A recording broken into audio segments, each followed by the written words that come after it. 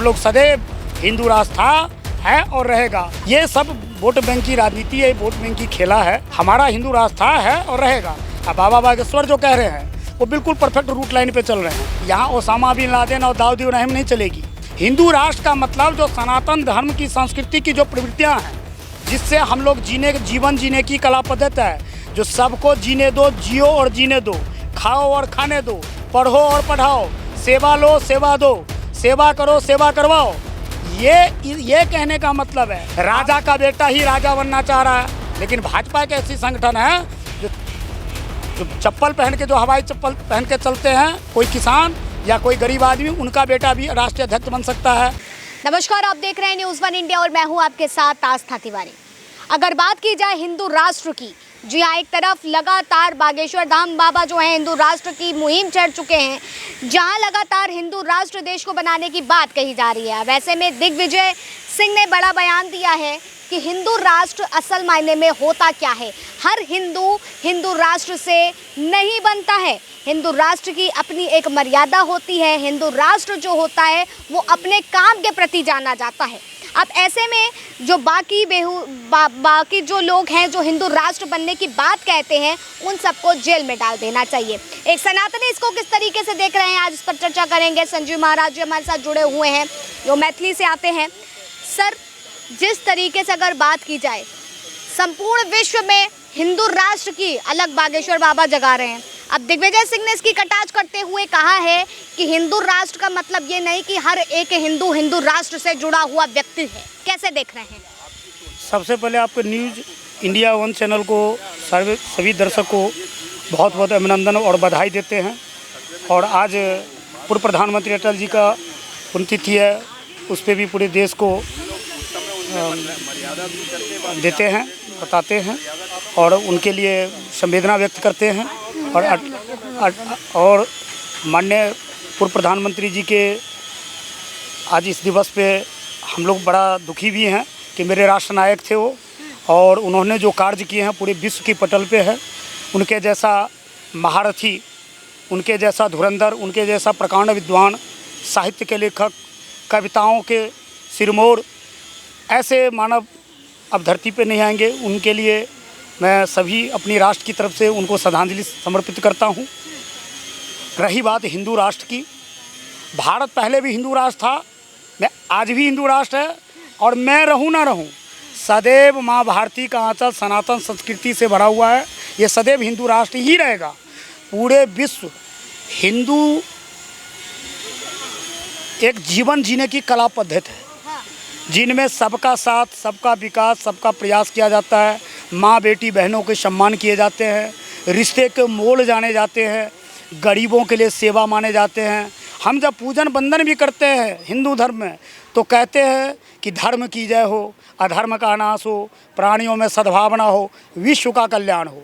ऐसा आप मुझे कोई जर्नलिस्ट हैं, आप पूरे विश्व में ऐसा कोई दिखाइए, कोई समिति हो, कोई संस्था हो, कोई देश हो जो विश्व की कल्याण की बात करता हो। वो सिर्फ हिंदू राष्ट्र के हिंदू लोग ही कर सकते हैं। पूरे विश्व मेरा परिवार है और उस परिवार के हम नायक हैं, जिसको माँ भारती कहते हैं।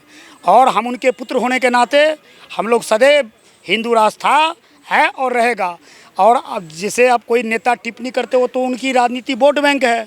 दिग्विजय सिंह जी, उनको दिग्गी राजा का उपाधि मिला हुआ है, लेकिन आप लगता है कहीं से जो बिना सोचे समझे बोलते हैं। ये सब वोट बैंक की राजनीति है, वोट बैंक की खेला है। ये सब हम जैसे महात्माओं के लिए नहीं है। हमारा हिंदू राष्ट्र था, है और रहेगा। अब बाबा बागेश्वर जो कह रहे हैं वो बिल्कुल परफेक्ट रूट लाइन पे चल रहे हैं। क्योंकि ये है कि जैसे कोई कार्य आप करते हैं और उसको कुछ दिन छोड़ दीजिए। पीछे जो हमारे देश में 50 साल की जो सरकार रही, उन लोगों ने इस मुद्दे को दबाते चले गए और एक स्लोगन लिख दिया गया, सेकुलरिज्म का बुर्का पहना दिया गया मेरे देश के कानून में। ये सब गलत है। ये हिंदू राष्ट्र था, ये हिंदू राष्ट्र है, तभी सब यहाँ सारे जात प्रजात सबको सुरक्षा है और सबको आनंद से हम लोग रखते हैं। सब मेरे परिवार है।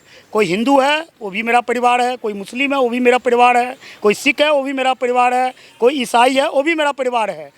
किसी भी जात प्रजात का सब भारत का परिवार है। लेकिन यहाँ चलेगा APJ अब्दुल कलाम जैसे महान व्यक्तित्व, यहाँ चलेगा डॉक्टर मौलाना मजहूल हक जैसे क्रांतिकारी, यहाँ ओसामा बिन लादेन और दाऊद इब्राहिम नहीं चलेगी। ऐसे प्रवृत्ति के जो लोग हैं वो स्वयं अपना आप का आत्मचिंतन करें, अपने आत्मा विवेक से पूछें। उनको लगता है कि मैं कोई गलत कर रहा हूँ, भारत के खिलाफ कर रहा हूँ, तो उनको सजग और सुदृढ़ हो जाना चाहिए। बाकी कोई दिक्कत नहीं है, हिंदू राष्ट्र रहेगा, इसमें क्या है। अगर बात की जाए देश के विभाजन के समय तमाम चीज़ें कही गई थी। विभाजन जब हुआ था तो महात्मा गांधी ने कहा था कि इस भारत देश में जो है हर धर्म के लोग रह सकते हैं। लेकिन आज के समय वर्तमान की जो स्थिति है, हिंदू राष्ट्र का मतलब एक अलग और दिशा की ओर जा रहा है, ना कि हिंदू राष्ट्र का मतलब ये जा रहा है कि हर धर्म का व्यक्ति यहाँ पर रह रहा है। हिंदुस्तान कहने की वजह से आज इसको हिंदू राष्ट्र कहा जा रहा है। आज के समय केवल हिंदू सनातनी के लिए हिंदू राष्ट्र बन के रह गया है। अब मैं आपको ज़रा विस्तृत से बताता हूँ। ये हिंदू राष्ट्र के बारे में ना तो कोई मीडिया सही से पटल पे रख रहे हैं, ना कोई राजनेता रख रहे हैं, ना कोई लेखक रख रहे हैं, ना कोई पत्रकार रख रहे हैं, ना कोई डिपार्टमेंटल आदमी, ना कोई स्टेट गवर्नमेंट, ना मानव में स्वयं जागृति है, ना समाज कल्याण करने वाले इतने फाउंडेशन एनजीओ जो देश के पैसे लेते हैं वो लोग को भी इस पे जागृत करना। हिंदू राष्ट्र का मतलब जो सनातन धर्म की संस्कृति की जो प्रवृत्तियाँ हैं, जिससे हम लोग जीवन जीने की कला पद्धति है, जो सबको जीने दो, जियो और जीने दो, खाओ और खाने दो, पढ़ो और पढ़ाओ, सेवा लो सेवा दो, सेवा करो सेवा करवाओ। ये कहने का मतलब है। आप मुझे कोई सिख धर्म और हिंदू धर्म के अलावा मुझे कोई बताइए जो कोई पानी का प्याऊ लगाता हो, कहीं लंगर लगाता हो, किसी गरीब बेटियों को शादी कराता हो, किसी की पठन पाठन में मदद करता हो। तो ये सनातन संस्कृति में ही सब कुछ का। अभी आज अमावस्या है, आज समाप्ति की ओर अमावस्या। आप पूरे दिल्ली में, अभी शहर में बोल रहा हूँ, आप पूरे भारत में किसी स्टेट में आप फ़ोन करके लगाइए, हज़ारों भंडारे चल रहे हैं रोड पे जहाँ तहाँ। ये सनातन संस्कृति के लोग ही कर सकते हैं। बहुत सारे जातियों को बहुत सारे विशेष पर्व त्यौहार होता है। मैंने तो नहीं देखा कहीं किसी को फ्री में देते हुए कुछ, या किसी के लिए सेवा भावना से। तो वो सारे मजहब और पंथ है। धर्म हिंदू धर्म है, संस्कृति हमारी सनातन है, भारत हमारा संविधान है। मैं इतना ही जानता हूँ और मैं इसी पे लोगों को प्रेरणा भी देता हूँ, इसी के हिसाब से चलना भी चाहिए। बिल्कुल, आपने धर्म की बात करी, संस्कृति की बात करी, समाज की बात करी, इन तीनों चीज़ों को आपने बखूबी रूप से रखा है। लेकिन आज के समय लोगों की सोच तो यही रह गई है कि भारतीय जनता पार्टी ही एक है जो हिंदू राष्ट्र को प्रेरित करती है और देश में हिंदू राष्ट्र उसी की सत्ता में रह करके बन सकता है। ऐसा क्यों? लोगों की सोच इस तरीके से क्यों होती जा रही है? अब मैं आपको बता रहा हूँ, ये हमारा ही चीज़ सब था जो लोगों ने अपना अपना नेम प्लेट लगा लिए थे। तो हमारे पास में ऐसे 100-200 ऐसे आंकड़े हैं जो हमारे नेम प्लेट लोगों ने अपना अपना नाम लिखवा लिए थे, जिसमें से कुछ नेम प्लेट को अभी जिस सरकार की आप बात कर रहे हैं, आदरणीय प्रधानमंत्री जी के पहल से, आदरणीय योगी जी के पहल से, मेरे देश में जो भाजपा के जो कार्यकर्ता है या जो सनातन संस्कृति के धर्म के लोगों को जो सम्मान करते हैं, इसीलिए हम लोगों को उन पर आस्था भी है, विश्वास भी है। और किसी नेता के पास जाएंगे तो परिवारवाद से देश त्रस्त है, भ्रष्टाचार से देश त्रस्त है, राजा का बेटा ही राजा बनना चाह रहा है। लेकिन भाजपा के ऐसी संगठन है जो चप्पल पहन के, जो हवाई चप्पल पहन के चलते हैं, कोई किसान या कोई गरीब आदमी, उनका बेटा भी राष्ट्रीय अध्यक्ष बन सकता है, प्राइम मिनिस्टर बन सकता है। ये मुझे बताने की ज़रूरत नहीं है। हमारे उत्तर प्रदेश के मुख्यमंत्री योगी जी एक साधारण किसान घर से थे। आदरणीय स्वयं प्रधानमंत्री जी स्वयं बताते हैं कि मेरी माँ बर्तन मांज के मुझे पढ़ाई लिखाई, मुझे पासा पोला बनाया, और उनकी अपनी सत्य कर्म थे, उनके प्रारब्ध कर्म थे, उनके नित्य कर्म थे, उस कर्मों के योग बना और आज वो पूरे विश्व नायक बनने जा रहे हैं और विश्व गुरु भारत को बनाने के लिए अग्रसर है। तो हम इनको ना पकड़ें तो हम उनको पकड़ें जो कहते हैं लड़कियां हैं गलती हो गई, लड़के हैं गलतियां हो गई। ऐसे लोगों से बात क्या करना है? ऐसे लोगों से बात करें जो हमारे बिहार में जात की समीकरण कराते हैं। हम कोई जात नहीं है, हम मानवता मेरी जात है, ठीक है। और हिंदू धर्म मेरा संस्कृति है और धर्म है हिंदू मेरा, और माँ भारती के हम लोग दास हैं, सेवक है। क्योंकि इस धरती पर आया हूँ, मैंने दिया क्या? अभी तक तो मैंने 100-200 पेड़ लगाए हैं, लेकिन बहुत सारे ऐसे आदमी से बात करिए उसने एक पेड़ नहीं लगाया। वो तो फ्रेंसिक केक कटवाते हैं बच्चे के बर्थडे पे, अपने जन्मदिन पे। हम लोग गरीबों का सेवा करते हैं, चाहे दुनिया आदमी का करें, जितनी भगवान क्षमता दिया है उस हिसाब से मन से सेवा करते हैं। तो इसीलिए ऐसे सब राजनीति बयान है। दिग्विजय सिंह जी को शर्मानी चाहिए। एक तो राजपूत हैं, दूसरे में राजा के घर से रहे हैं, तीसरी बात ये कि वो एक सुलझे हुए 2-2 बार चीफ मिनिस्टर रहे हैं, कई बड़े पद पे रहे हैं। उनके बारे में मैं कटाक्ष करूँ, टिप्पणी करूँ, मुझे स्वयं अचंभित होता हूँ। तो ये सब वोट बैंक का राजनीति है, इस सब पे नहीं रहना है।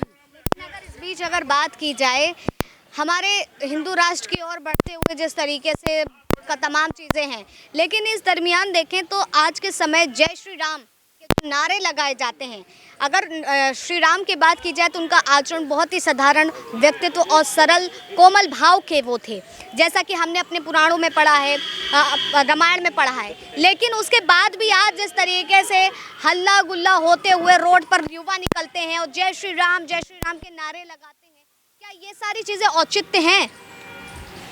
आपके कैमरा में भी राम बसे हुए हैं, क्योंकि वो रोम रोम में रहने वाले होते हैं, वही राम होते हैं। उनके नारा लगाने से पूरे विश्व का कल्याण होता है। आपने कभी नहीं देखा हम किसी को अभद्र करते हैं या कुछ कहना चाहते हैं तो उनके नाम लेके, जब हम राम का जोश में तभी नाम आता है जब राष्ट्र चिंतन की बात होती है, जब मानव कल्याण की बात होती है, जीव जंगल जंतु जानवर की कल्याण की बात होती है, जब हम लोग पर्यावरण की बात करते हैं, यानी किसी चीज़ के मिशन को लिए जब हम लोग मोड में आते हैं तभी हम लोग जय जय श्री राम बोलते हैं। और जिस दिन ये बोलना बंद हो जाएगा तो ये पापी तन हमें नहीं चाहिए। अतीक अहमद की हत्या के वक्त जिन्होंने गोली मारी थी, उन्होंने गोली मारने के बाद जय श्री राम के नारे लगाए थे, ये जायज़ थे? बिल्कुल जायज़ था। 1000 आदमी को जिसने स्वयं जीवन नर्क कर दिया हो, उसको मारने में क्या, उसको मार के जय श्री राम बोला तो उसको भी मुक्ति मिल गई और इनको भी मुक्ति मिल गया। मतलब धरती पे भी राम नाम हो गया और उनको भी गति मिल गई होगी, वो जहाँ भी गए होंगे। राम का आचरण तो ये नहीं कहता है, राम का व्यक्तित्व ये नहीं कहता, राम का सरल कोमल भाव के थे, त्याग के लिए जाने जाते थे। और उस बीच आज के समय जिस तरीके से ये तमाम तरीके से लोग नारेबाजी करते हैं, ये कहाँ तक जायज़ है? और आप इसको सही बता रहे हैं। बिल्कुल आप सही बोल रहे हैं। राम की जो चरित्र हैं उनके 1% भी लोग अपने जीवन में उतार नहीं रहे हैं। मैं स्वयं क्यों ना हूँ, मैं अपनी बात भी कह रहा हूँ, क्योंकि राम राज ऐसे नहीं होते हैं, नारा लगाने से भी नहीं होते हैं। ये आप सही बोल रहे हो। राम जी का जो राम राज का कल्पना है, 140 करोड़ का लगभग देश है, एक एक व्यक्ति को हम अगर गोद ले लेंगे ना जी, इसका रहना खाना पीना सब व्यवस्था, हम 10 आदमी का परिवार है तो चलाते हैं। वैसे ही जिस दिन ये बात हो जाएगी जो राम जी के लिए काम करना है तभी राम राज होगा। और इसके लिए युवा सब अभी जाग रहा है, स्टेप बाय स्टेप सब परिवर्तन होगा, एक दिन राम राज इस धरती पर आएगा। ये मेरा आस्था है और विश्वास भी है। तो हमारे साथ संजीव जी जुड़े थे, जिन्होंने राम राज्य को लेकर के और हिंदू राष्ट्र कैसे बनने वाला है और कब तक से बना आ रहा है और क्या कुछ बदलाव की ज़रूरत है, इस पे चर्चा की। फिलहाल तब तक के लिए आप बने रहे न्यूज़ 1 इंडिया पर। कैमरा पर्सन अतुल के साथ आस्था तिवारी।